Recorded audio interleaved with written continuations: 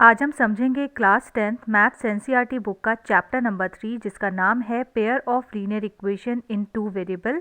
आज हम इस चैप्टर की एक्सरसाइज 3.5 के क्वेश्चन नंबर 4 के पार्ट 5 को सॉल्व करेंगे। Question number 4 is form the pair of linear equation in the following problems and find their solutions if they exist by any algebraic method. Question number 4 में हमें statement की form में कुछ problems given हैं। हमें इन problem की help से linear equations के पेयर बनाने हैं और उन पेयर्स को सॉल्व करना है किसी भी अलजेब्रिक मेथड का यूज़ करके। लेकिन हमें इनके सॉल्यूशन तभी फाइंड करने हैं जब ये एग्जिस्ट करते हैं। इट मीन्स जो भी हम इक्वेशंस बनाएंगे उन इक्वेशंस को ग्राफ पर रिप्रेजेंट करने पे कभी भी पैरेलल लाइन शो नहीं होना चाहिए। क्वेश्चन नंबर 4 में टोटल 5 पार्ट्स हैं, जिसमें से पार्ट 1, 2, 3 एंड 4 ऑलरेडी हम प्रीवियस वीडियो में सॉल्व कर चुके हैं। आज इस वीडियो में हम सॉल्व करेंगे part 5th। Part 5th is the area of rectangle gets reduced by 9 square unit if its length is reduced by 5 units and breadth is increased by 3 units. If we increase the length by 3 units and the breadth by 2 units, the area increases by 67 square units. Find the dimension of the rectangle. एक rectangle है जिसकी length को अगर हम reduce कर देते हैं 5 units और उसकी ब्रेथ को इंक्रीज कर देते हैं 3 यूनिट, तो उस रेक्टेंगल का जो एरिया है वो 9 स्क्वायर यूनिट रिड्यूस हो जाता है, यानी कि कम हो जाता है। अब अगर हम उसी रेक्टेंगल की लेंथ को 3 यूनिट्स इंक्रीज कर देते हैं और साथ ही साथ जो उसकी ब्रेथ है इसको भी 2 यूनिट इंक्रीज कर देते हैं, तो जो एरिया है वो इंक्रीज हो जाता है 67 स्क्वायर यूनिट। हमें बताना है उस रेक्टेंगल की डायमेंशंस, यानी कि उसकी लेंथ और ब्रेथ। अब क्योंकि क्वेश्चन के अंदर हमें रेक्टेंगल की डायमेंशन यानी कि लेंथ और ब्रेथ फाइंड करनी है, तो सबसे पहले हम उन्हें कुछ कंसीडर कर लेते हैं। मान लेते हैं रेक्टेंगल की जो लेंथ है वो है x और उसकी जो ब्रेथ है वो है y। अब क्योंकि क्वेश्चन के अंदर रेक्टेंगल के एरिया की भी बात की गई है, तो हम रेक्टेंगल का एरिया भी फाइंड कर लेते हैं। एरिया ऑफ रेक्टेंगल होता है लेंथ इनटू ब्रेथ। देखिए, लेंथ हमने कंसीडर की है x और ब्रेथ कंसीडर की है y, तो एरिया ऑफ रेक्टेंगल हो जाएगा x इंटू वाई। अब क्वेश्चन की फर्स्ट कंडीशन में हमें गिवन है कि जो रेक्टेंगल है इसकी लेंथ को रिड्यूस कर दिया जाता है 5 यूनिट्स।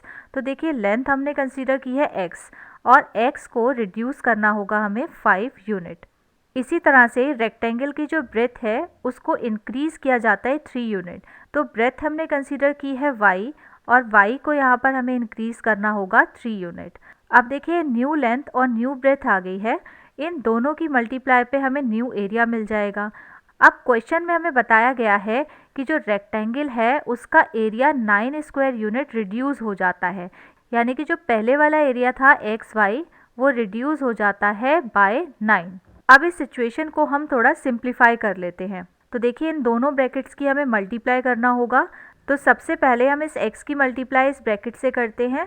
तो देखिए, x और y की मल्टीप्लाई पे हो जाएगा xy। इसी तरह से इस x की मल्टीप्लाई हम 3 से करेंगे तो यहाँ हो जाएगा 3x। अब इस -5 की मल्टीप्लाई इस ब्रैकेट से करेंगे तो यहाँ आ जाएगा माइनस का 5y और -5 और 3 की मल्टीप्लाई पर मिलेगा -15 इक्वल टू में होगा xy -9। अब देखिए, लेफ्ट हैंड साइड वाला ये जो xy है इससे हम कैंसिल कर देंगे राइट हैंड साइड वाले xy को, तो हमारे पास बचेगा 3x minus 5y minus 15 equal to -9। अब इसको थोड़ा और सिंप्लीफाई करते हैं तो यहाँ हो जाएगा 3x minus 5y equal to -9 और ये जो माइनस का 15 है ये चला जाएगा राइट हैंड साइड में, तो यहाँ हो जाएगा प्लस का 15। इससे इक्वेशन हो जाएगी 3x minus 5y equal to 6। इसको हम कंसीडर करते हैं इक्वेशन नंबर 1। इक्वेशन 1 बनाने के बाद अब हम सेकंड कंडीशन देखेंगे रेक्टेंगल से रिलेटेड और बनाएंगे इक्वेशन नंबर 2। सेकंड कंडीशन में हमें बताया गया है कि जो रेक्टेंगल है उसका एरिया इंक्रीज हो जाता है 67 स्क्वायर यूनिट, यानी रेक्टेंगल का एरिया था xy, ये इंक्रीज हो जाता है 67 स्क्वायर यूनिट। लेकिन ये तभी इंक्रीज होता है जब हम रेक्टेंगल की लेंथ को इंक्रीज कर देते हैं 3 यूनिट। तो यहाँ पर हम लिखेंगे x प्लस 3। साथ ही साथ हमें इंक्रीज करना है उसकी ब्रेथ को 2 यूनिट्स, तो यहाँ पर हो जाएगा y प्लस 2। अब इस इक्वेशन को भी हम सिंप्लीफाई करते हैं। सबसे पहले हम x की मल्टीप्लाई इस ब्रैकेट से करते हैं, तो यहाँ हो जाएगा xy प्लस 2x प्लस, अब इस 3 की मल्टीप्लाई करेंगे इस ब्रैकेट से, तो यहाँ हो जाएगा प्लस 3y, और 3 और 2 की मल्टीप्लाई पे मिलेगा 6 इक्वल टू में xy plus 67 as it is रहेगा। अब देखिए लेफ्ट हैंड साइड वाले xy से राइट हैंड साइड वाला xy हम इजीली कट कर सकते हैं। अब हमारे पास बचेगा माइनस का 2x plus 3y equal to 67, और ये जो 6 है ये चला जाएगा राइट हैंड साइड में, तो ये हो जाएगा माइनस का 6। इसको हम और सिंप्लीफाई करते हैं तो हमें मिलेगा minus 2x plus 3y equal to 61। इसको हम कंसीडर करते हैं इक्वेशन नंबर 2। अब इन दोनों इक्वेशन को हम किसी भी अलजेब्रिक मेथड से सॉल्व करेंगे और x और y की वैल्यूज़ निकालेंगे।